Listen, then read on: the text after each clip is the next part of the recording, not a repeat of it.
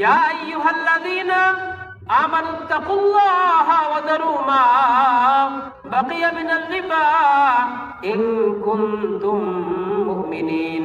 ও দুনিয়ার মুসলমান, ইন কুনতুম মুমিনিন, কোন মুমিন কখনো সুদ খাইতে পারে না, কোন মুমিন কখনো জিনা করতে পারে না, কোন মুমিন কখনো একজন মুমিন আরেকজনের জায়গা দখল করতে পারে না, একজন মুমিন আরেকজন মুমিনের উপর কখনো জুলুম করতে পারে না, একজন মুমিন সে কখনো তার পাড়া প্রতিবেশীর মহিলার সঙ্গে জিনা করতে পারে না, একজন মুমিন সে কখনো আল্লাহর বিধান হুকুম নামাজ কখনো ছাড়তে পারে না, একজন মুমিন সে কখনো জুলুম করতে পারে না। আল্লাহ রাসূল সাল্লাল্লাহু আলাইহি ওয়াসাল্লাম বলেন, আল-রিবা জুযউ ওয়া সাবউনা শু'বা, যারা সুদ খায় সুদের হলো 70টা গুনাহ। সব থেকে নিম্ন স্তরের গুনাহ হলো নিজের মায়ের সঙ্গে জিনা করা। বলেন নাউযুবিল্লাহ। যেই সমস্ত মানুষ ব্যাংকে টাকা রেখে, ব্যাংকে টাকা ইনভেস্ট করে, সোনালী ব্যাংক, পোস্ট অফিস, আরো যত ব্যাংক রয়েছে, ব্যাংকের মধ্যে টাকা 10 লাখ টাকা 20 লাখ টাকা ইনভেস্ট করে এখান থেকে লাভ খায়, এই নারী পুরুষ এরাও সুদের মধ্যে অন্তর্ভুক্ত। এখন আপনারা বলেন, আমাদের এলাকার, আমাদের শহরের কোন ঘরটা বাকি আছে, কোন মানুষটা বাকি রয়েছে যেই মানুষটা আজকে এই সুদ থেকে তারা মুক্ত আছে? ফাঁকা আছে? আল্লাহ রাসূল সাল্লাল্লাহু আলাইহি ওয়াসাল্লাম তিনি একবার রাতের বেলায় ঘুমিয়ে রয়েছেন। জিবরাইল আলাইহিস সালাতু ওয়াস সালাম, মিকাইল আলাইহিস সালাতু ওয়াস সালাম আল্লাহ রাসূলকে ঘুমের মধ্যে নিয়ে গেলেন একটা পবিত্র ভূমির মধ্যে। আল্লাহ রাসূল পবিত্র ভূমির মধ্যে যাওয়ার পর দেখলেন একটা তন্দুর চুলা, ওই তন্দুর চুলার মধ্যে আগুন জ্বলতেছে। গোপালগঞ্জের মধ্যে যেখানে তন্দুর রুটি বানানো হয়, এই তন্দুর চুলাটা কেমন হয় বলেন? চুলার মুখটা হয় ছোট, ভিতরে হয় অনেক বড়, তার মধ্যে দাউ দাউ করে আগুন জ্বলে। আল্লাহ রাসূল বলেন, আমি দেখলাম একটা তন্দুর চুলা, যেই চুলার মুখটা ছিল ছোট আর ভিতরে ছিল অনেক বড়, আগুনে পরিপূর্ণ। আমি দেখলাম এই আগুনের মধ্যে অনেক উলঙ্গ নারী পুরুষ তারা সাঁতার কাটতেছে। আল্লাহ রাসূল বলেন, আমি জিবরাইলকে জিজ্ঞাসা করলাম, আরে আগুনের চুলার মধ্যে এই সমস্ত উলঙ্গ নারী পুরুষ কারা? জিবরাইল আলাইহিস সালাতু ওয়াস সালাম জবাব দেন, এরা আর কেউ নয়, এরা দুনিয়ার মধ্যে জিনার মধ্যে লিপ্ত ছিল, এরা দুনিয়ার মধ্যে ব্যভিচারের মধ্যে লিপ্ত ছিল। স্বামী ছিল তারপরেও অন্য পুরুষের সঙ্গে জিনা করত, স্ত্রী ছিল তারপরেও অন্য মহিলার সঙ্গে তারা ব্যভিচারের মধ্যে লিপ্ত ছিল। আমার একটা মেয়ে রয়েছে, আমার মেয়ে সন্তান করে কোথায় যায়? আমার একটা ছেলে রয়েছে, সে রাত 3টা পর্যন্ত সে বাইরে কি করে আমার খবর নাই।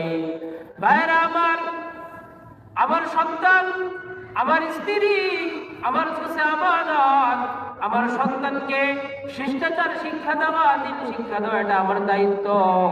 আমার স্ত্রীকে পর্দার মধ্যে রাখা আমার উপর একটা দায়িত্ব, আমার মেয়েকে দিন শিক্ষা দেওয়া আমার জন্য দায়িত্ব।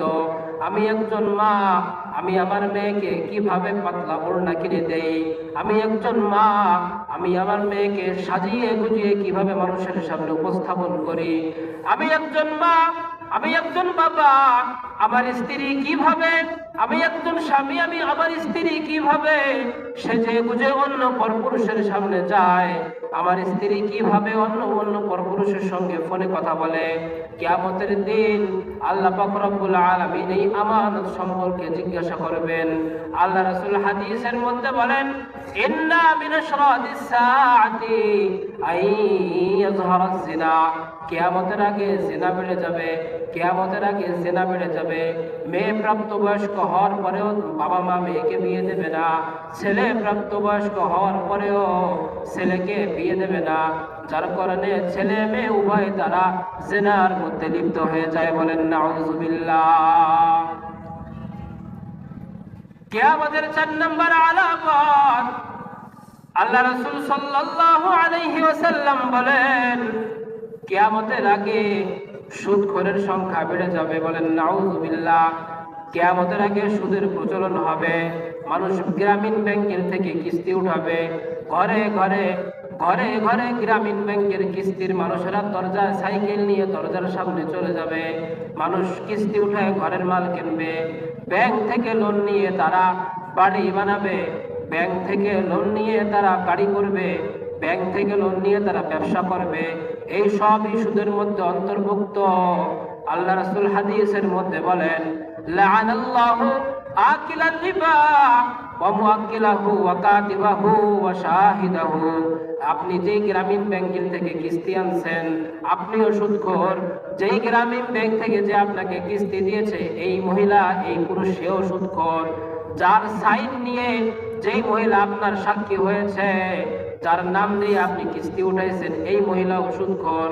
আল্লাহ রাসূল বলেন, লাআনাল্লাহু আকিলার রিবা ওয়া মুআক্কিলাহু ওয়া কাতিবাহু ওয়া শাহিদাহু।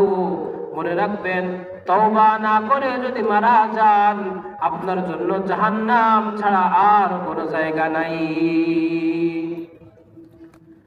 আল্লাহ পাক রব্বুল আলামিন বলেন, ইয়া আইয়ুহাল্লাযীনা আমানুত্তাকুল্লাহা ওয়া দারু মা বাকিয়া মিনার রিবা ইন কুনতুম মুমিনিন।